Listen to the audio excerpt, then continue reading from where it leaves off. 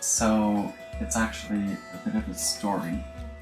When I was a kid, my dad set me up with like tiles and stuff to paint because he is an artist as well. So I would paint tiles and little things, and I never thought that I would get like really any good at painting. It was just something I did because it was there and it was fun. And then it was that way for a while. I didn't really paint a lot when I was a kid. It was random and very sparse. And sometime in high school, I decided to buy some canvases, some paints, some brushes, and start painting. And I kind of developed the ability to do some pretty cool paintings. I was working on developing my own style. And for a few years through high school, I painted sporadically, like not often. And then this past year, I just painted a piece that I did that's called Life is Wonderful. It's on display somewhere right now, in Euphoria right now. And that just sort of began like an explosion of paintings that's led to today. And I think that it was mostly inspired, or like I had the confidence to do it because of my trip to Guatemala. We went there for a month, for the month of December in the year 2012. And it was a really defining experience, and it's what sculpted me to do this. I just sat down and decided to make the painting. I did it, and then I called it Life is Wonderful. I don't really remember if I had, like, my inspiration might have been Kundalini dance, because it's a picture of the chakras.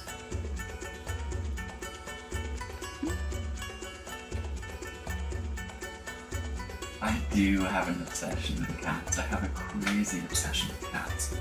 It's ridiculous. I have 2 cats. I have other cats. And then with my painting, I just had an affinity for cats. So I think there's some kind of deep wisdom that cats have that inspires me to just paint them and dress them up, cosmic tattoos and stuff like that.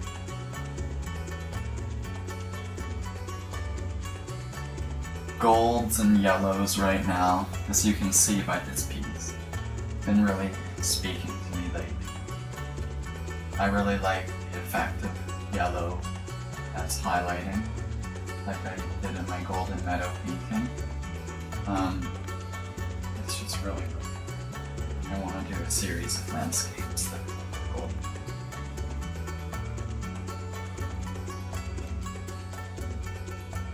Before is... It depends on if I have an idea and then decide to paint, or if I decide to paint and get an idea. If I have an idea and decide to paint, I'm a bit apprehensive. I want to do the idea justice. Whereas if I just decide to sit down and do a painting, there's no real pressure. But the more poignant paintings are often done with forethought.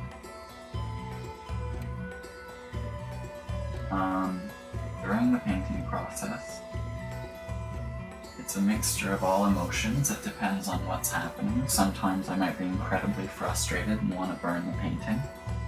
Sometimes I might be just like blissed out and just like making something really beautiful. And sometimes it's kind of boring if I'm just working on like little details, or like fixing all these little tiny mistakes that I did by accident and stuff like that. That's why sometimes I like to just let the mistakes stay and be a part of the painting. But with something like this, since I did have forethought and I did make a sketch, I want to do it justice. It's less carefree than if I was just winging something. After the painting process, I'm usually pretty joyful. Depends. If it's a painting that I'm not gonna publish, then I might be sad or frustrated. But usually I like the end result of my paintings and I'm pretty joyful, I would say is the word. Absolutely. My writing is definitely fantastical. It's got all of the same elements. It's got cosmic imagery and lots of psychedelic things happen in it. It's definitely, they're very similar in their style, my writing and my visual.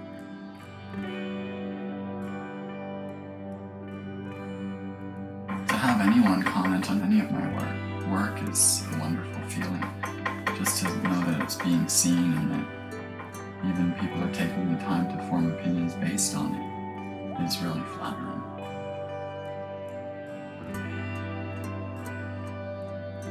Just keep doing shows, keep networking, meeting cool people, supporting other artists, and forging a career that hopefully lets me make a good living, and continue to do art as prolifically as I am right now.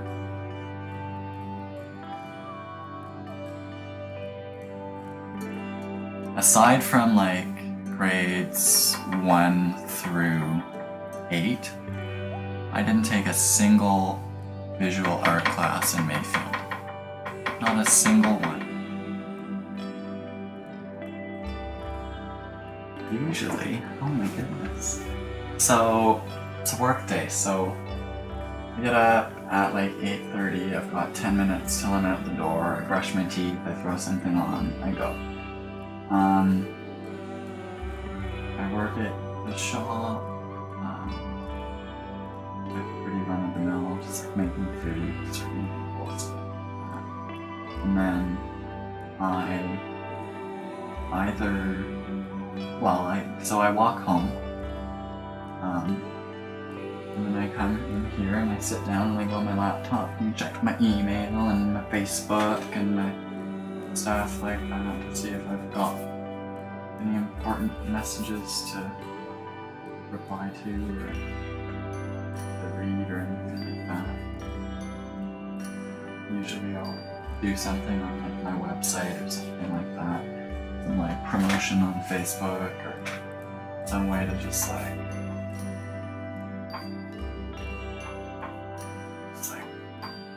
help myself out.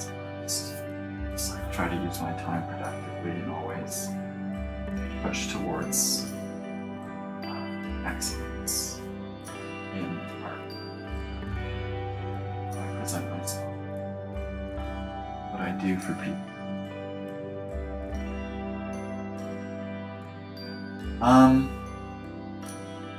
The way my art would help people is if it sends a thought-provoking message and a positive impact on society. That's why I really want to do murals in public spaces and stuff like that with thought-provoking imagery and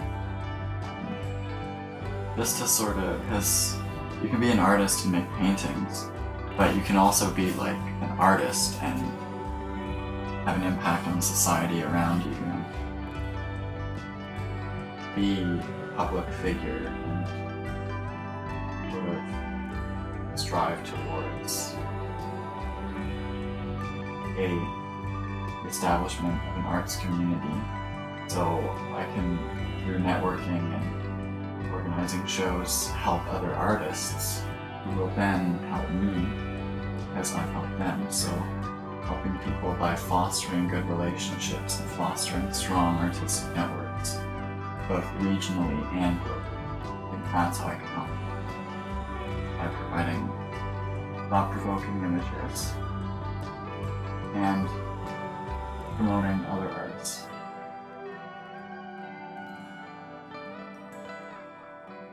art to me is sort of like birth. Kind of have an interesting philosophy that I've played with a little bit in my head over the years, that each life form is a work of art, and each time you make a work of art, you're creating a piece of life. And my art's really inspired by just the beauty and fullness of life. So art is I'd say, I consider the wholeness of everything beautiful. How there's such happiness and such sadness in the same life. I think, yes, the sadness is sad, but that there is such a contrast is beautiful. And that just the whole world is beautiful. I couldn't place it on one thing.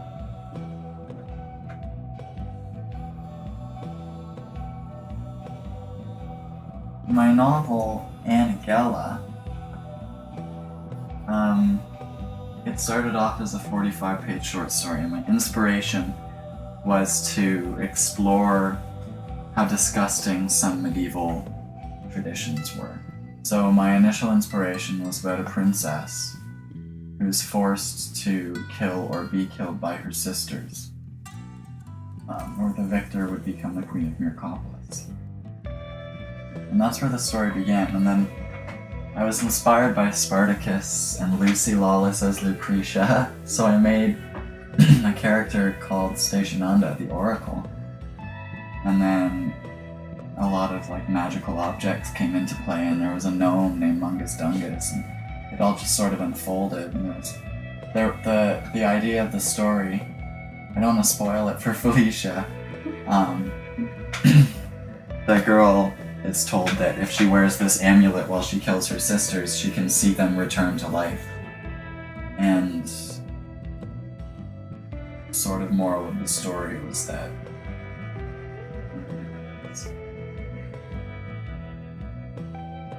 what you want isn't what you need, and what you want isn't what's going to lead you to your purpose. I don't know. I don't think that's the way I would word it. Absolutely. The clothes you wear is another way you can express yourself in an artistic way, because colors are beautiful. You can really make a lot of striking combinations of colors, and the human body is a beautiful thing too, so to accentuate the beauty of your body and be okay with being beautiful and stuff is basically the same as being okay with putting yourself out there as an artist. And it's being really self-confident, sort of is hand in hand with one another. And if I am into a certain color in a painting, maybe I'll wear that color. So that's cool.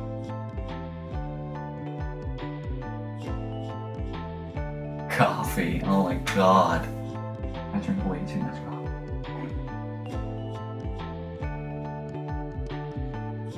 Deep fried pickles. There you go. That's my favorite food, everybody. It's deep fried pickles. Barley Vine is the best in town.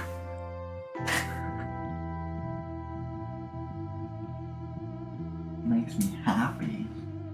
Oh my goodness.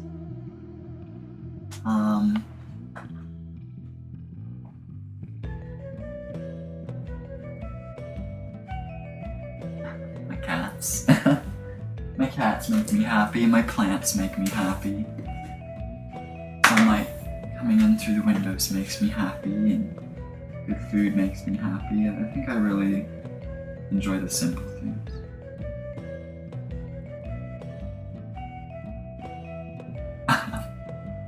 Cats? Pretty much. Cats.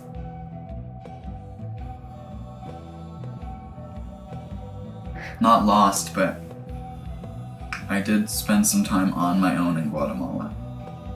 I went across the lake with a couple people. We won't tell you the story, But we ended up splitting up, and I had to get home alone. And I was on this boat, and it was literally so full that I was sitting behind the captain.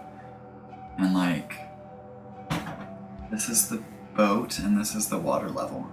And there was like gulps of water splashing into the boat, and I seriously thought we were gonna like fill up with water and sink, but we made it. And that was like a big test of my resolve, because the previous day I had been like, wow, I would love to travel on my own, like something you need to do, and then I got like tested with that.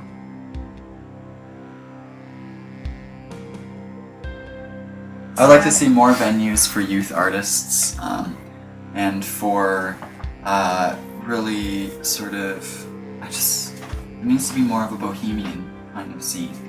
It needs to be less wine and cheese.